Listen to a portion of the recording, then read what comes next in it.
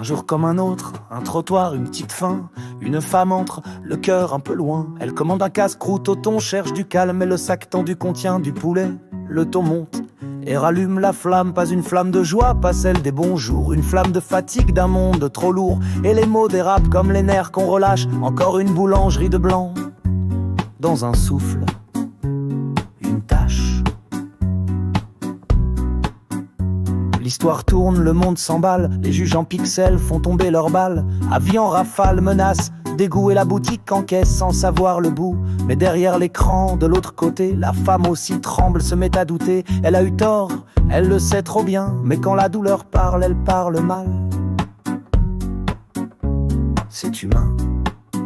Alors elle revient, fleur en avant, pas pour s'excuser à moitié, non sincèrement. Elle tend des pâtisseries de son enfance, des douceurs d'Orient comme offrande, comme chance. La boulangère, ce jour-là absente, son collègue la regarde discret, bienveillant, pas surpris, juste là simplement présent. Elle veut ensuite lui acheter un macaron à la fraise et une religieuse pour briser la glaise.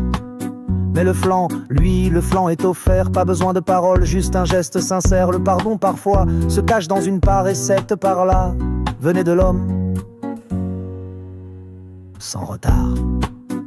Avant de partir, pas un mot de plus, juste une accolade douce, sans ruse, ni mise en scène, ni drame en retour. Un simple contact qui vaut tous les discours. Deux âmes un instant à l'abri du vacarme, deux êtres unis par la même larme.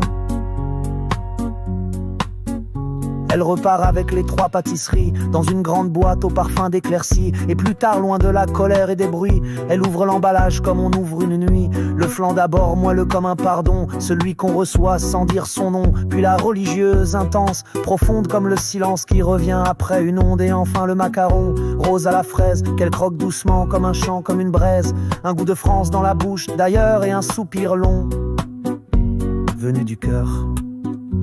Elle dit qu'un thé aurait été parfait, et moi je rêve, à travers ses regrets, d'un verre marocain menté douceur, servi avec calme dans une tasse sans peur. Ce n'est pas une recette, ni une tradition, c'est juste une main tendue, sans condition. On croit qu'un mot peut tout casser, et c'est vrai, mais un geste peut tout tresser. Ce n'est pas l'origine, ni la couleur, ni la langue qui fait la paix, c'est le courage quand on tangue. Ce jour-là, dans une boulangerie banale, on a vu qu'un flan pouvait être un signal. Pas de miracle, pas de leçon, juste une femme, des gâteaux